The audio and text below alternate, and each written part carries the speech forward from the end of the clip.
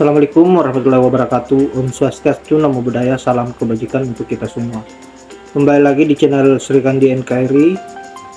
Ada sebuah video yang entah kemungkinan besar sudah puluhan kali saya putar, tapi saya tidak mengerti sama sekali apa yang dimaksud oleh pembahasan Pak Anies ini, apa yang menjadi tujuan Pak Anies dalam videonya ini. Mungkin ada sahabat-sahabat yang mengerti, tolong jelaskan di komentar, ataupun para kadrung tolong jelaskan apa yang dimaksud dari pembicaraan Pak Anies di video ini. Tanpa berlama-lama, langsung saja kita simak baik-baik videonya agar bisa kita paham sama-sama.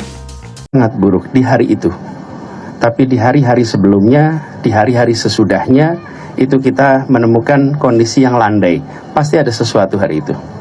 Bila kondisinya itu terburuk selama 2 bulan setiap hari, berarti ada yang salah di kota kita ini.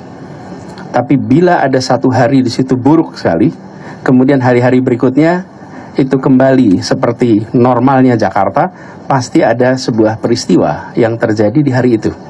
Nah, yang perlu kita lihat adalah bahwa kualitas udara itu tidak ada pembatasan KTP administrasinya. Nggak ada. Jadi, ada memang emisi dari dalam kota, tapi juga ada pergerakan dari berbagai wilayah. Saya mengajak kepada teman-teman media untuk kritis melihat semua informasi terkait dengan peristiwa ketika pada saat itu angkanya menjadi sangat tinggi. Apakah Jakarta bersih? Belum, jelas tidak. Kita berdekade-dekade menyaksikan adanya emisi kendaraan bermotor. Karena itu mengapa selama 4 tahun ini kita genjot serius soal transportasi umum. Tujuannya adalah untuk salah satunya mengurangi emisi yang terjadi di kota kita.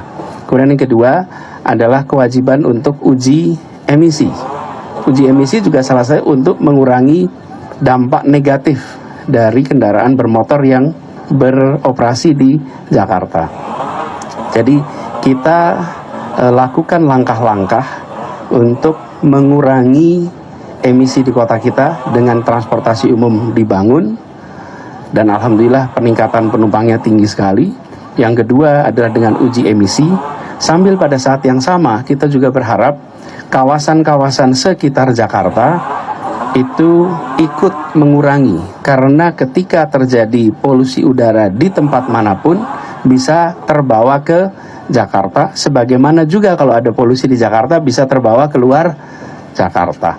Jadi saya melihat ini adalah sebuah wake up call juga bagi kita semua, bahwa emisi ini adalah persoalan serius dan kita kerjakan sama-sama. Dari sisi pemerintah ada regulasinya, ada kebijakannya, dan dari sisi masyarakat kami juga berharap yuk kita sama-sama manfaatkan transportasi umum.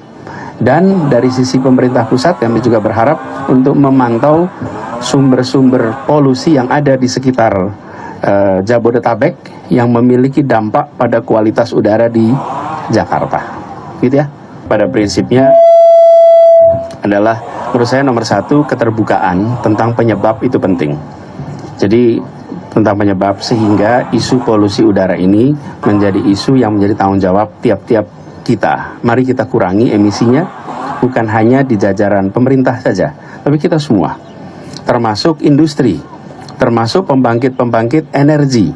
Apakah pembangkit-pembangkit energi itu menghasilkan emisi yang berkontribusi signifikan pada kualitas udara di Jakarta? Menurut saya itu lebih targeted daripada sekedar kita ketemu-ketemu. Sumber-sumbernya itu ditunjukkan sehingga sumber-sumber itu bisa melakukan koreksi. Sebagai contoh, ketika di kawasan Cakung kemarin ada Marunda, sebuah menungso nak radu dipathoki lor mbek kudul. Ije ruwet jerono rene. Nyocot ae. GVT sembarang dipaitu terus salah terus. Aku menghibur. Ora lapo-lapo. Jembok salahno ae. Pathoki ngalor ngidul ki ya Ake anteng kowe. Ding aku.